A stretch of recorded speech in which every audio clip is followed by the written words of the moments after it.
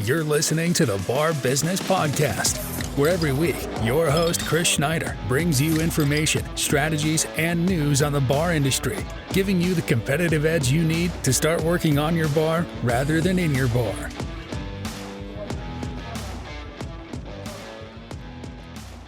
Welcome to this week's edition of the Bar Business Podcast, your ultimate resource for bar owners. I'm your host, Chris Schneider, and in today's episode, we're going to talk all about myths that exist around bar statistics and what the data that I can find shows. And so with that, you hear a lot of people quote a lot of different numbers about how bars operate, what great numbers should be.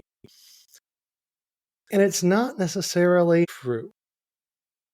Now, a lot of these numbers are things that have been passed around for years. They're understandings people have about how the business works. But not every number that gets quoted, no matter how many times it gets quoted, has an actual definable primary source, has an actual study done by a university or somebody that actually shows that number to be true. And one of the things that strikes me, and I've talked with a number of people about this, both clients, other consultants, people in the industry, is that whenever metrics get discussed online, people have a tendency to look at those metrics and say, oh my God, I'm not good enough because I'm not hitting this metric. Or, oh my God, this statistic shows me that I'm not doing what I should be doing. And that can be a really detrimental mindset to get into. It can really prevent you from moving forward because you feel like you're failing or like you're not good enough. And instead of doing that, whenever you see metrics or statistics discussed online, what I would really recommend is stay curious. Look for the basis of it. See if there's a study you can find that acknowledges it. Because, again, a lot of the things online, a lot of the numbers that you hear people quote all day, every day, and I'm just as guilty as this, as anyone in the industry, some of those numbers are just not factually accurate or are really undefinable. And because of that, one of the biggest pieces of advice that I give to my clients, that I give to everybody that I talk to when it comes to metrics and numbers and statistics and P&Ls and all of that, is to always remember you're competing with the bar you were yesterday, and you're not competing with anyone else. If you're going to continuously improve your business, if you're going to have a system in place to make your bar better, you're not competing against other people. You're competing against yourself yesterday. So we're going to go through some of these statistics. We're going to talk through some of these numbers. Some of them I think are very interesting. And one of the things that we're going to rely on when we get into some specifics of accounting numbers is data from Starfish. If you have not checked out the episode we did a few weeks ago with Jordan Silverman of Starfish, it's a great episode to check out. But with our partnership with them between the podcast and Starfish, we get access to some of their data. So we're going to talk through some of that. But to start here, I want to tackle what is quite possibly the most common statistic that you hear about bars that, frankly, I have quoted many times and I have heard others quote many times, but I can't find a primary source for. And that is that the bar industry is super risky because 80% of bars fail within 5 years. And a lot of times you'll hear people say, well, 60% fail the first year and 80% fail within 5 years. Interestingly, and like I said, this is a number that I've quoted because everyone uses this data point. I spent hours trying to find studies that actually deal with this, and I could not find a study that had those numbers in it. Now, I found different studies that are around those numbers, but frankly, after researching this for a number of hours and reading primary source documents and studies, the restaurant and the bar industry is not necessarily as risky as people think it is. The data just isn't there to say that. Now, something I should note is that all of the studies I could find, all of the actual research I could find was based on restaurants and bars. So we're not talking just bars alone. And some of that information we'll get into BLS, Bureau of Labor Statistics in the United States. what their records show at the end of this conversation about failure rates. And theirs is for the entire category of accommodations and food services. So that's going to include hotels. That's going to include the coffee shops, cafes, restaurants, bars, concession stands. That's a very broad category. But I absolutely tried and could not find anything that is saying specifically, this is what these numbers are for bars. But here's what I could find. So our common statistic we hear is 60% fail the first year, 80% fail within 5 years. Now, the earliest study I found that some folks were actually still quoting was from 1991, and it showed a 26% 3-year failure rate with the caveat that 12% of the businesses they studied failed in the sense that the original business was no longer there, but actually they changed ownership and were still open. So the 91 study found that 14% of bars and restaurants fail within 3 years, which when you think about it is really pretty low compared to what people think. Now, we should also point out that study is now over 30 years old, so the validity of it may not be great. The most common study that you see quoted as far as the failure rate of bars and how risky the industry is a study done by Ohio State. Now, what's interesting to me about the study by Ohio State is there are people online, and you will find plenty of sources that say that study showed a 60% 1-year failure rate and an 80% 5-year failure rate. That's kind of where those numbers come from. But if you actually go and read the study, which was done in the early 2000s, so we're talking 20 years ago, and it relies on data from 96 to 99. So we're talking pre-dot-com bubble burst, pre-9/11, totally different world. But what that study showed was that 26% of bars and restaurants fail in the first year and 60% fail in 3 years. Now, again, that's lower significantly than what most people are considering, but it's also data that is not terribly valid in today's world. The next major impact on how people view bar and restaurant failure was an Amex commercial in 2003 that claimed 90% of restaurants fail in the first year. No clue where Amex got that number. I cannot find anything from around that 2003 timeframe that points to that. So, yeah, I just don't know. The National Restaurant Association did a study in 2010, so now we're getting a little bit more relevant. We're talking about 14 years ago, that showed that 30% of restaurants fail in the first year. So that 30%, that's really in line with the Ohio State study that happened a decade before that showed 26%. So it's probably, we're seeing both pre-9/11, pre-dot-com, and post-9/11, post the 2008 financial crisis. Those numbers are not terribly different, 26% versus 30%. So that's probably an indicator of where the first year failure rate lies. But again, we don't have enough data from recently to say that. Now, there was another study that was done by Eat This New York in 2011 that said that 80% of restaurants and bars in New York City fail within 5 years. I have a feeling that's where that 80% number came from because it's the only thing I could find that refers to that. But interestingly, Eat This New York, I don't think it exists anymore. And I couldn't find any source data on it. I could only find press releases of articles about that fact. So I cannot figure out whether or not that's a valid statistic or not. But again, that statistic says 80% fail within the first 5 years.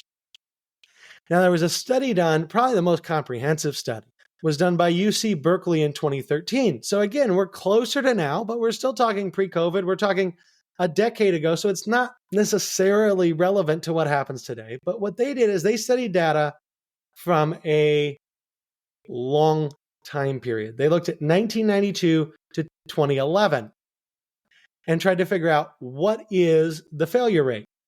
And they found that when looking at the entire period, the first year failure rate was 17%. Now, they also noted that an 83% 1-year survival rate would mean that bars and restaurants are statistically less likely to fail than technical consulting, managerial consulting, computer programming, landscaping services, real estate offices, and janitorial services. So when you think about the restaurant and bar industry as the most potentially difficult industry due to high failure rates, well, that study would actually say, well, it's not. And frankly, those are all the studies that I could find regarding restaurant or bar failure rates.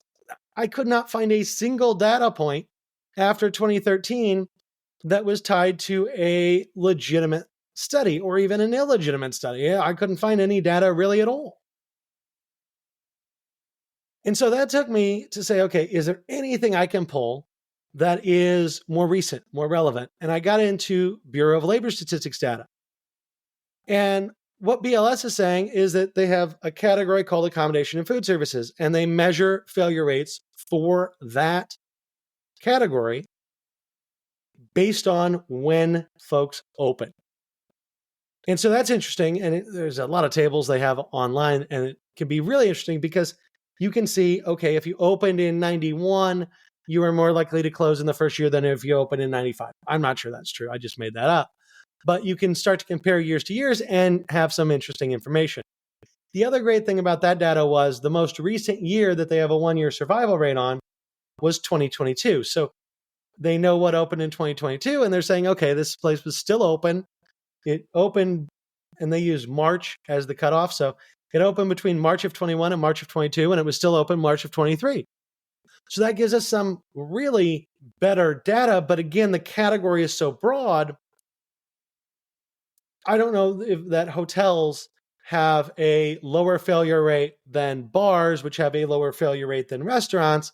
And indeed, the number for bars and restaurants should be higher. The number for bars should be a little bit lower than the number for restaurants. And hotels are just keeping this whole thing down statistically.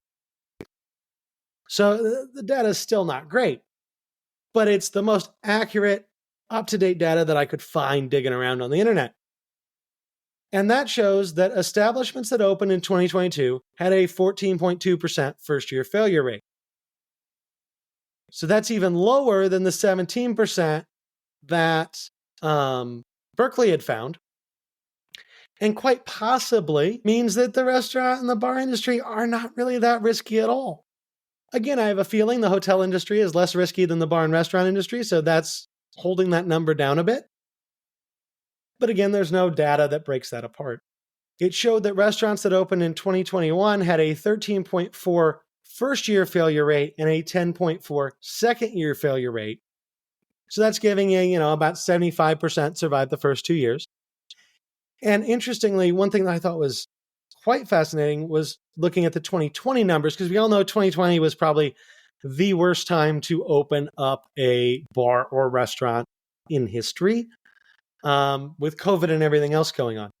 And what they showed there was that people that opened between March of 19 and March of 20 had a 14.5% first-year failure rate, which is not statistically that much higher. It's really no different than the 2 years after that at 13.4 and 14.2. Now, those businesses, what was really interesting to me is the second-year failure rate for accommodations and food service businesses that opened in 2020 was only 5.4%, and then only 8% for the third year. So it would appear that something about the adversity of opening right before COVID made these businesses stronger. And that makes sense from a logical standpoint when you think about how people look at their P&L, how they manage money. These businesses had to deal with more adversity quicker. They had to have better systems. They had to have better ways to manage their money, because they were on the brink of failure. But that also means that 72% of restaurants, bars, hotels, that food service and accommodation services category that opened in the year prior to COVID still existed in 2023. So when you think about that, 72% of those businesses still existed in 2023. That does not coincide with a 60% first-year failure rate. It definitely does not coincide with a 80% five-year failure rate. So all of this is to say, don't be scared by the numbers. Don't be scared by the statistics, because the statistic you always hear that I've said plenty of times, 60% fail the first year, 80% fail within 5 years. Maybe. But I don't think so based on the data that I can find. Based on primary source documents, nothing I could find substantiated that number. And that means that the bar industry is not statistically any more difficult than pretty much any other industry out there. The other thing that I found fascinating, and this was in deep in some of the data, but the number of employees you have is a predictor of your success. And really, what they're saying is you're more likely to succeed if you have more than 20 employees in your business.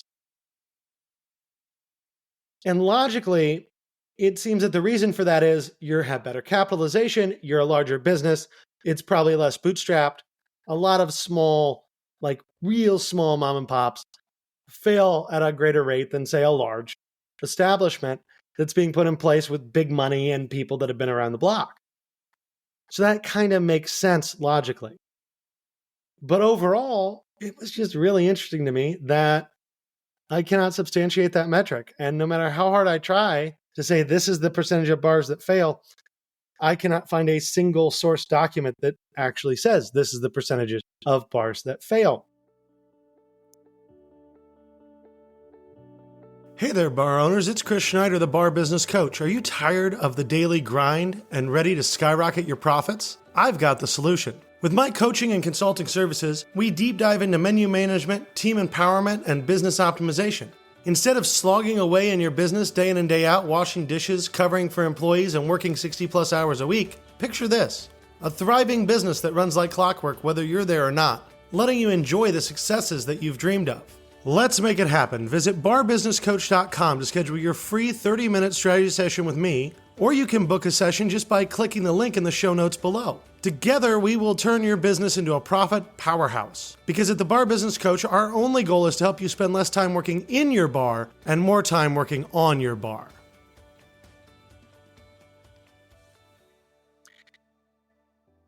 And then that led me to look at a couple different metrics and potential ideas when it comes to your P&L numbers.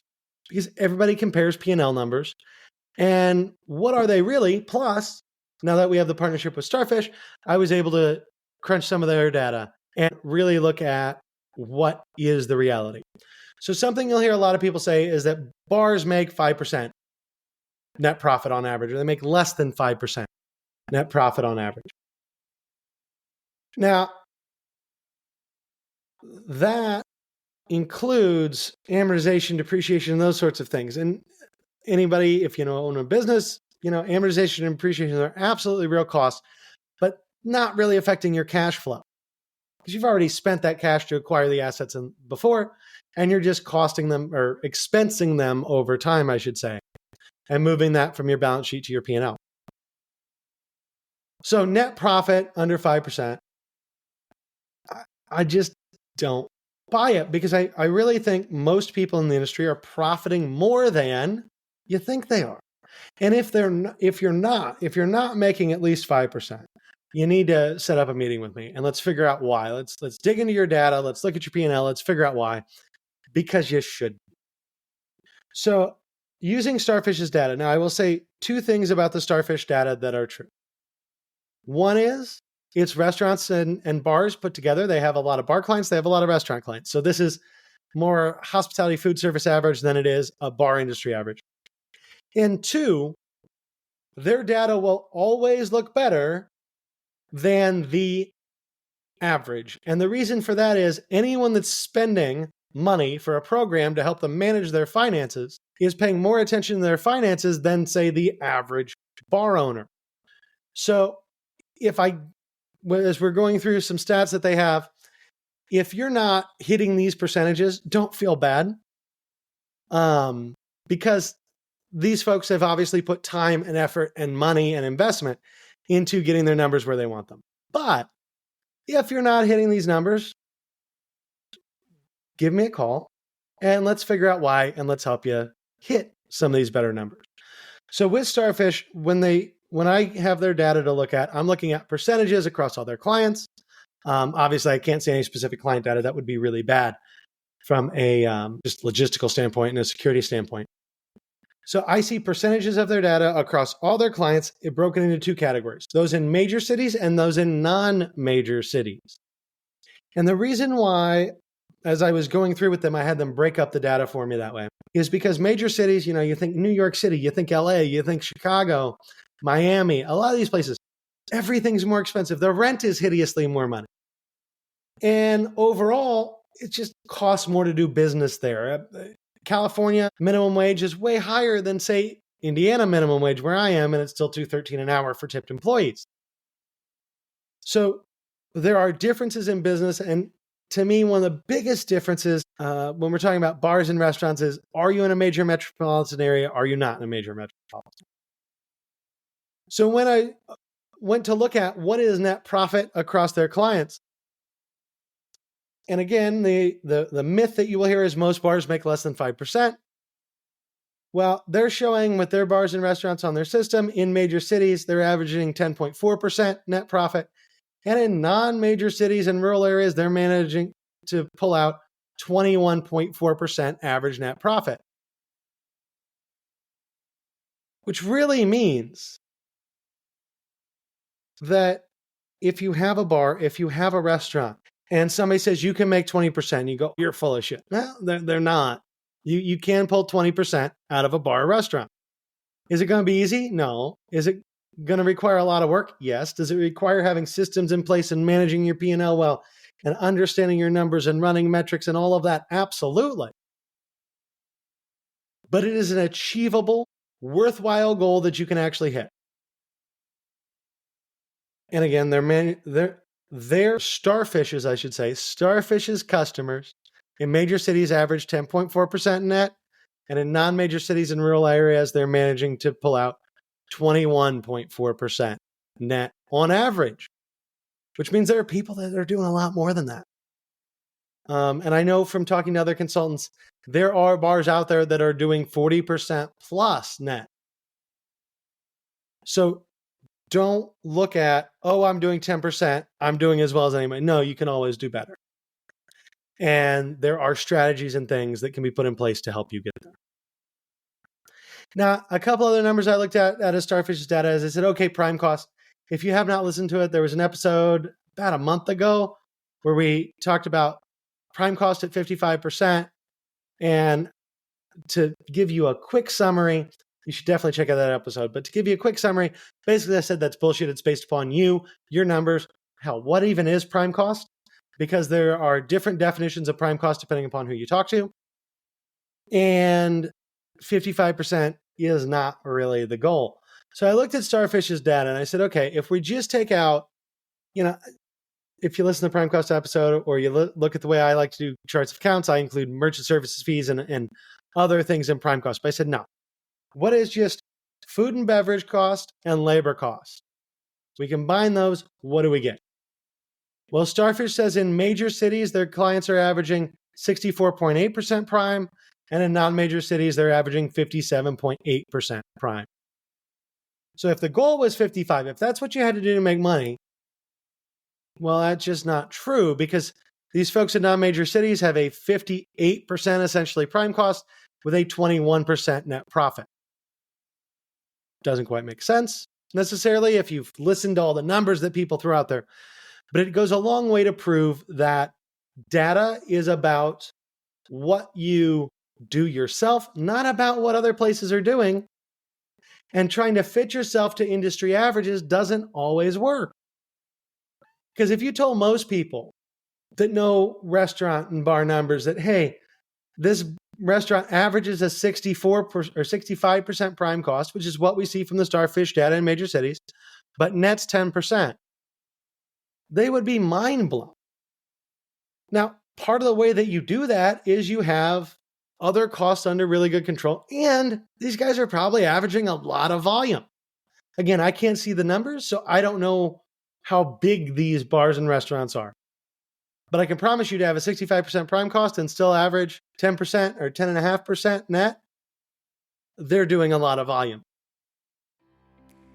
I want to take a moment to highlight a powerful resource that could be a game changer for your bar. My book, How to Make Top Shelf Profits in the Bar Business. It's not just a book, it's a comprehensive guide with 75 lessons covering crucial aspects like bar design, menu creation, team culture, marketing strategies, and much more. Imagine having this wealth of wisdom at your fingertips. Whether you're a seasoned bar owner refining your craft or someone dreaming of stepping into the bar business, this book is your ultimate companion. You can grab a copy on Amazon in print, ebook, and audiobook formats. The link is in the show notes below. Join the league of successful bar owners who found their blueprint to working less in their bar and more on their bar. The other statistic I looked at from the Starfish data, just because I was curious, was occupancy costs. So rent plus utilities. And you will hear a lot of people say this should be under 10%. Well, what I found from the Starfish data is actually it should be lower than that. If you're talking about having a 57% prime cost or 58% prime cost and still profiting at 21.5%, well, your occupancy cost can't be much. And so for non-major cities, that was at 4.9%. For major cities, that occupancy cost, again, rent plus utilities, was averaging about 6.4%. So you can see 10% on occupancy cost is probably too high.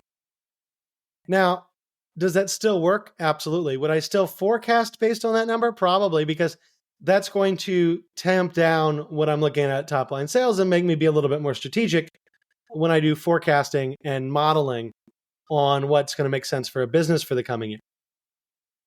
But again, that data shows it's not 10%, it's 6.5% in major cities and 5% in non-major cities.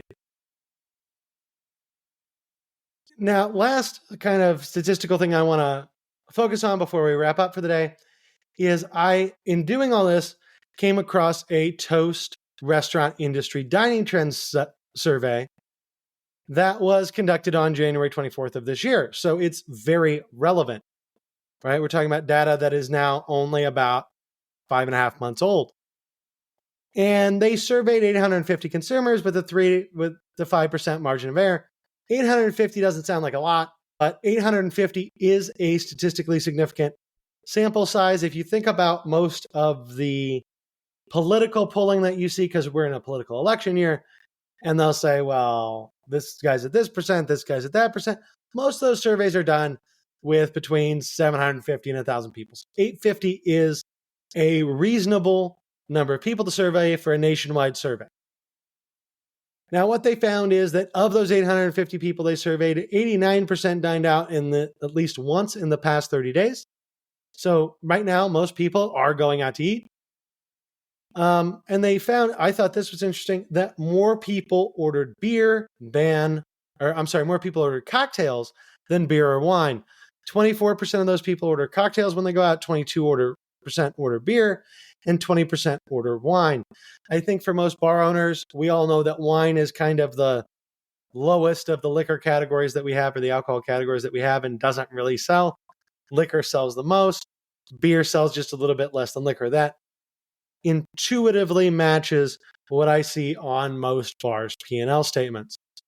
One thing that I found really interesting is they dug into a little bit on people who never order an alcoholic beverage when dining out, which was about 17-18%, but how that broke down was interesting. 21% of women they surveyed said they never order an alcoholic beverage, but only 12% of men they surveyed said they never order an alcoholic beverage. So we've talked about this before, but if you want to have a bar that's busy and that attracts people and is comfortable for most people, you need to make it inviting for women 100% of the time. But just be aware that that is a harder group to target. You have more people that are women that do not drink when they go out than men that do not drink when they go out, and it's almost double. It's a large statistical difference. The other interesting thing I found from their survey was that when they looked at day parts and they said, okay, what day part do you go out for? 75% of dining out is for dinner. I think we all know that. What surprised me, though, is that lunch is a little chunk. Breakfast is a little chunk, but breakfast and brunch are actually the least frequented for establishments for going out. And I was kind of surprised by that because we all know brunch is great. I think a lot of bars should be doing brunch on the weekends because brunch is just a great way to bring in people at 11 a.m. rather than waiting till they all want to come out and drink at 9 p.m. if you're open during the day. But I just found that interesting. So just to kind of tie this all up, because we've talked through a lot of numbers, we've talked through a lot of statistics. There are a lot of percentages probably that I've thrown at you here. But the main point I'm trying to make through all of this, especially with the failure rate of bars and restaurants, data is not something you should just trust because someone threw out a statistic. I think most of us have probably heard the joke that 65% of all statistics are made up on the spot, except maybe it was 85. I don't remember. But the point is, statistics are what they are, and frequently bad information gets out into the ether, and then everyone just parrots it. They keep repeating it and repeating it and repeating it. So anytime you're thinking, okay, is my bar stacking up? What is this information that I need to kind of gauge my bar and how that relates to other bars? Well, make sure you can find source docs. And there is, unfortunately, very little academic study of the bar industry. So almost every statistic you're going to find is a combination of bars and restaurants. Every statistic that we just talked through during this podcast episode is a combination of bars and restaurants. I could not find any real studies of just bars in and of themselves. So look for those source docs. Try to understand if you can get into the academic studies. What was the sample size? What was the methodology? How much does this apply to bars? Because then you know, okay, how much do I care about this number? But even then, realize all bars are going to have different business models. You need to make sure that your bar has a structured path to profits, that your business model works, that you're getting the data you need to make good data-driven decisions. But with that said, just because someone else's model looks like this, your model doesn't have to look like that at all. And your numbers, your data, your percentages could be different than somebody else. What really matters, and what I think is the most important thing as a bar owner, because you make money on the business making profit, is what kind of operating profits are you generating? What kind of money are you bringing down to that bottom line? And what kind of, well, let's be honest, expenses are you taking out of that business? Because a good bar should support you and your family doing whatever it is you want to do within reason, right? A bar will never buy you a private jet. Now you have one really good one and you get another 5, there's a chance. I mean, you can become Danny Meyer and have a bunch of restaurants and bars in New York City, and that might buy you a private jet, although I doubt he has one. But every bar is going to be a little bit different. Every business model is a little bit different. And if you only worry about the statistics, you're going to do a lot of beating your head against the wall. You're not going to feel great about yourself, and you're not actually doing anything beneficial. And again, that leads to one of the points I started the show with is you're competing against yourself every day, not someone else. Your goal today should be to do better than you did yesterday and not to do some crazy number that someone else is doing that has nothing necessarily to do with your model, how you're measuring your P&L or anything like that. Now, obviously, if you want to look at your P&L and all that, I am more than happy to help. That's what I do day in and day out. So get a hold of me. There are links in the show notes to get a strategy session. So go check that out. There's also links in the show notes for our Bar Business Nation Facebook group, which is a killer community we have of bar and restaurant owners that all communicate, and there are questions asked in there. I post things in there every day, but just a great way to collaborate with other bar owners and have an outlet to ask questions and to bounce ideas off of other people, because I think that's hugely important. And again, links for that and the strategy sessions are in the show notes. And with that, guys, I'm going to let you go for today. So until next time, I hope you all have a great day, and we will talk again later. Thanks for listening to the Bar Business Podcast. Make sure to subscribe so you don't miss any future episodes. Check out our website at barbusinesspodcast.com and join our Bar Business Nation Facebook group for more strategies and tips.